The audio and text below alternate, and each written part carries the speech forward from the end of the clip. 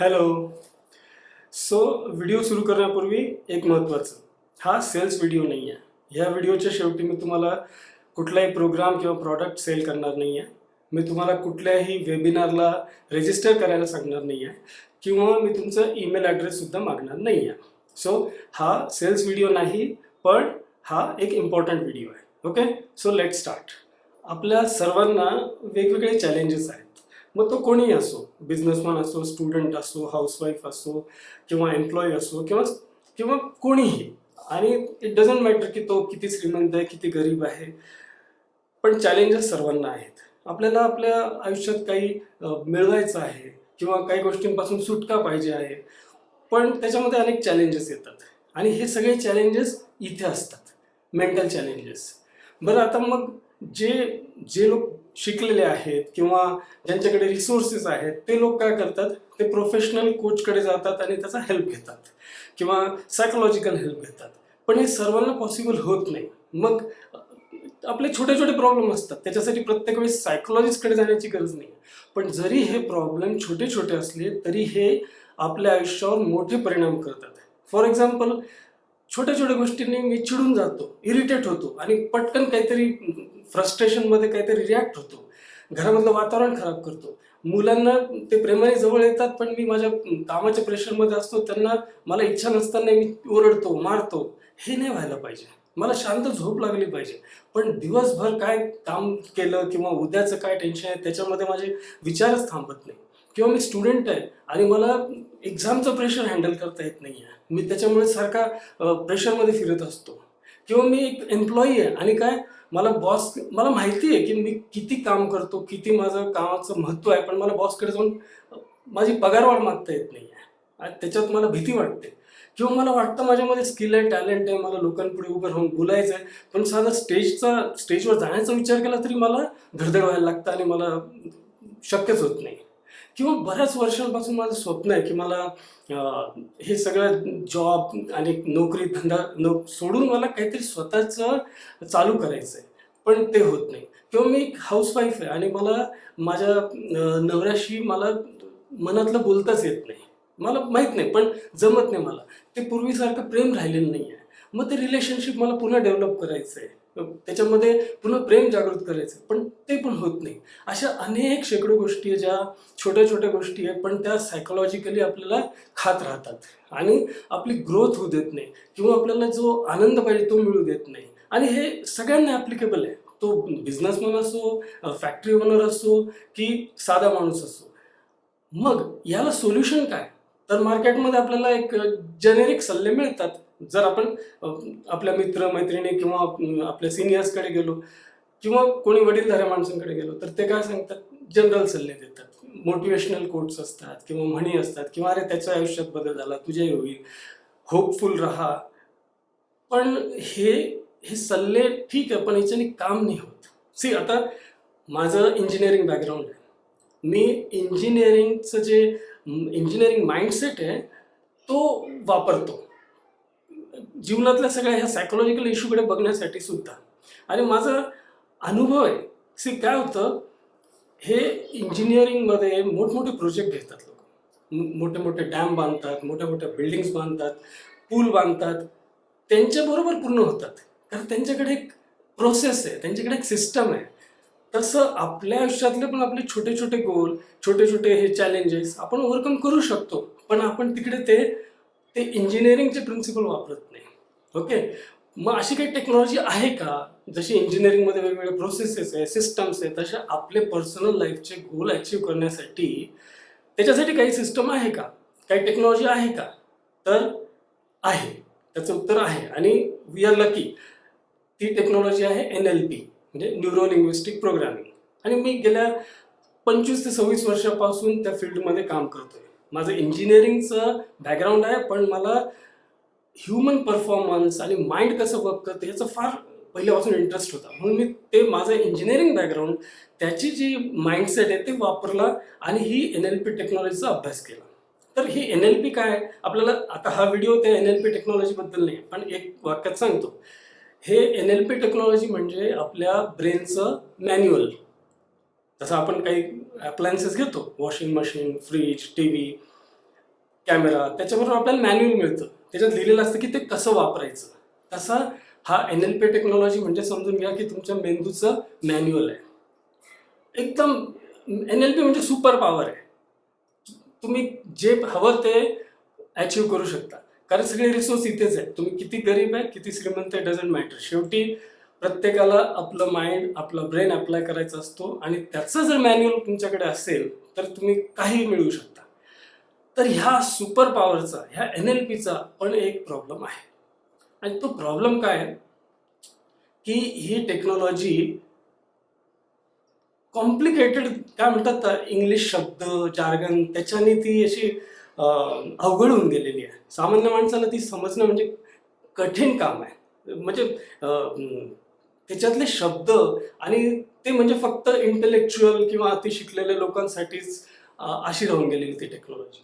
म्हणजे तुम्ही जाल तर बँगलोरमध्ये, हैदराबादमध्ये, दिल्लीमध्ये त्याचे सेमिनार्स होतात, मोठमोठ्या हॉटेलमध्ये होतात, आणि ते 2 दिवस, 5 दिवस, 7 दिवसाचे सेमिनार्स असतात.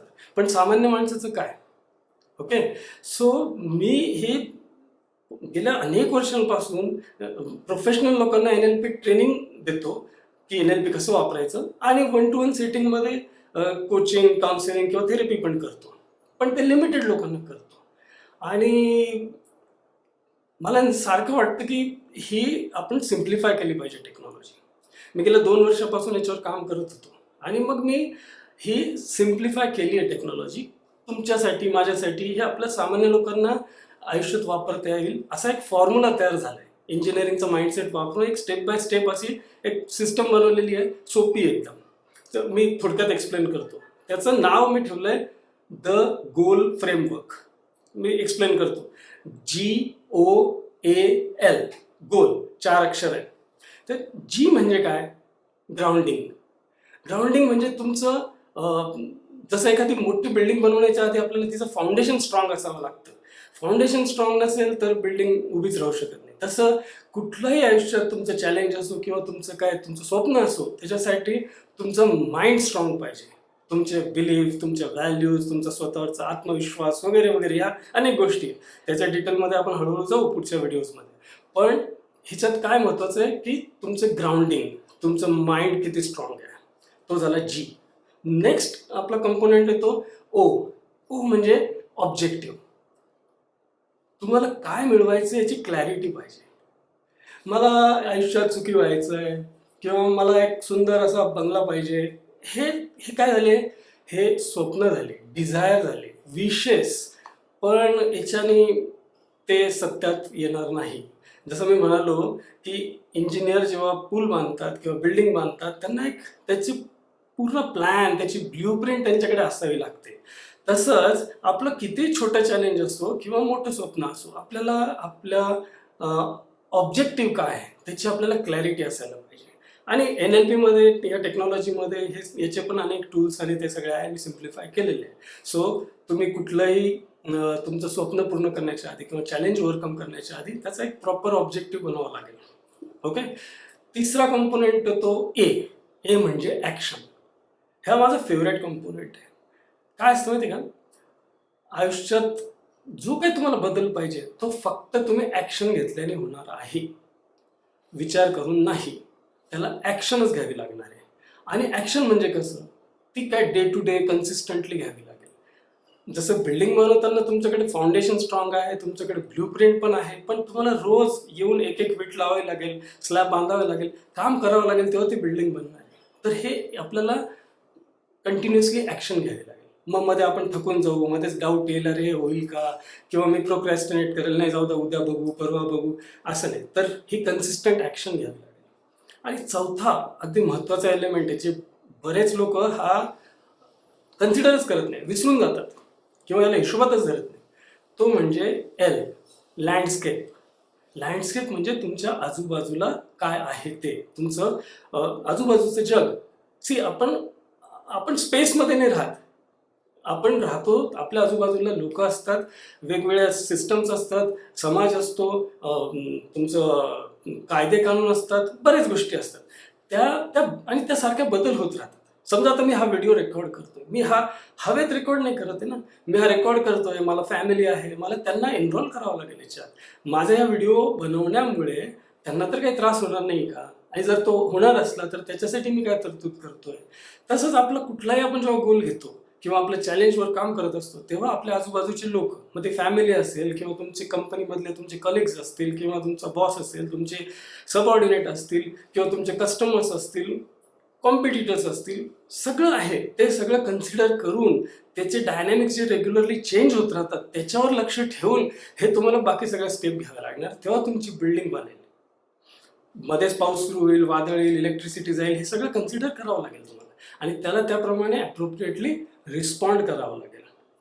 सो हे जे 4 एलिमेंट्स आहे, GOAL, गोल फ्रेमवर्क, हा सोपा आहे आणि हे वापरून तुमचा कुठलाही डोमेनचा प्रॉब्लेम असो, बिझनेसचा किंवा तुमच्या पास्ट मेमरीजचा किंवा कॉन्फिडन्स नसण्याचा किंवा वेगवेगळे फिलिंग की जर मी तर माझ्यावर कोणी प्रेमच करत नाही किंवा मला कॉन्फिडन्स नाही, मला जॉब सोडायचा आहे और रिलेशनशिप इम्प्रूव्ह करायचं आहे, माझं एक्झाममध्ये काहीतरी सक्सेस पाहिजे, कुठलीही गोष्ट असू द्या, शेवटी वापरायचा मेंदू आहे, माइंड आहे आणि त्याच्यासाठी हे मॅन्युअल आहे आपल्या ब्रेनचं NLP आणि आता ते सिम्प्लिफाय झालं आहे, ते बनलं आहे द गोल फ्रेमवर्क. ह्या गोल फ्रेमवर्कमध्ये कुठलीही गोष्ट बसते आणि माझा हा 25-26 वर्षाचा अनुभव आहे, याच्या बाहेर काही वेगळी गोष्ट नाही आहे. हे जर 4 एलिमेंट सांभाळले तुम्ही तर तुम्ही काही पण अचीव करू शकता. ओके. आणि आता हा जो गोल फ्रेमवर्क आहे हा काय मी इथं विकायला नाही आलेलो आहे. मी सुरुवातीलाच सांगितलं तुम्हाला की हा व्हिडिओमध्ये सेल्स नाही होणार आहे, काही नाही.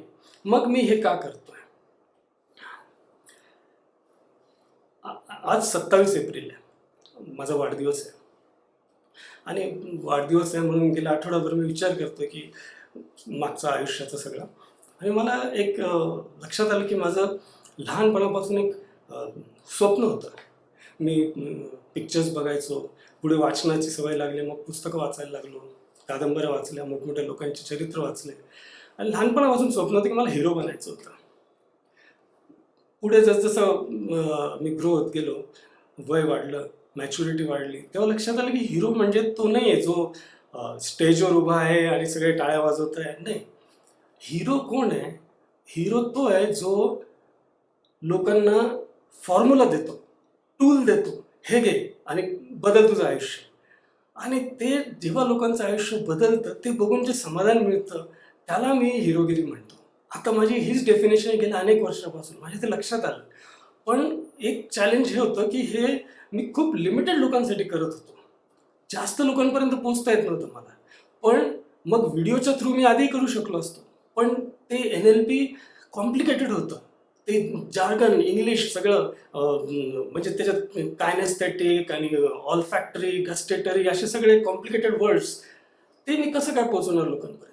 मग मला गेले 1.5-2 वर्ष लागले हे सिम्प्लिफाय करण्यात आणि त्याला स्टेप बाय स्टेप मेथड वापरून कॅप्चर करण्यात की हां, द गोल फ्रेमवर्क, आता हा फॉर्म्युला परफेक्ट आहे आणि मग आता माझं स्वप्न मला पूर्ण करता येणार आहे. सो आज माझा वाढदिवस आहे आणि हा द गोल फ्रेमवर्क आहे, हा मी मला स्वतःला आणि तुम्हाला दिलेला एक गिफ्ट आहे. आता ह्याच्या बदल्यात मला तुमच्याकडून पण काहीतरी पाहिजे. आणि काय पाहिजे? हा जो गोल फ्रेमवर्क आहे, हा यूट्यूब चॅनल मी सुरू करतोय, त्याच्यावरती आपण जे पुढे नेणार आहे हा चॅनल, तो असं नको की नुसतं माझ्या मनात मला जे वाटतं तेच मी बोलतोय आणि चाललोय. हा शेवटी बनवला लोकांसाठी, कॉमन माणसासाठी, त्याला त्याचे स्वप्न पूर्ण करता यावे आणि त्याचं चॅलेंजेस ओव्हरकम करता यावे यासाठी. मग ते तुमच्या इनपुटशिवाय मी पुढे जाणं म्हणजे तुम्हाला कुठे जायचं ते न समजता मी भलतीकडे जाईन असं होईल. सो कमेंटमध्ये मला तुम्ही सांगा की तुम्ही करंटली कोणते चॅलेंजेस फेस करताय, पुढच्या व्हिडिओजमध्ये तुम्हाला काय बघायला आवडेल आणि कुठल्या विषयावरती आपण बोललं पाहिजे. आणि हा व्हिडिओ आहे, हा मी मुद्दाम मराठीमध्ये बनवलेला आहे आणि काही दिवसानंतर मी हा सेम असा चॅनल हिंदीमध्ये पण चालू करेन. कारण सिम्पल आहे की ह्या NLPचं तुम्ही बघाल ना तर बाकी देशांमध्ये, युरोप, अमेरिका सगळीकडे किंवा इंग्लिशमध्ये त्याचे कॉन्टेंट भरपूर अवेलेबल आहे. आपल्या लोकांसाठी काय? तर पहिले मराठीत चालू करेल, कारण मराठी माझी मातृभाषा आहे. आणि हिंदी का? तर हिंदी मला जास्त लोकांपर्यंत पोहोचता येईल, देशभरात पोहोचता येईल. तिसरी रिजनल लँग्वेज मला येत नाही, तर ते आता सध्या मराठी आणि हिंदीत आपण करू. तर पहिलं हा मराठीचा चॅनल. तर मला तुमचे इनपुट द्या. तुम्हाला काय याच्यामध्ये बघायला आवडेल, तुमचे करंट चॅलेंजेस काय आहे, तुम्ही काय फेस करताय, कुठल्या डोमेनमध्ये काय तुमचा इश्यू आहे किंवा तुमचे काय स्वप्न आहेत ते सांगा. आणि त्याच्यानंतर पुढे काय बघायला आवडेल तेही सांगा. आणि त्याच्यानंतर आपण हा पुढे नेऊ चॅनल. थँक्यू.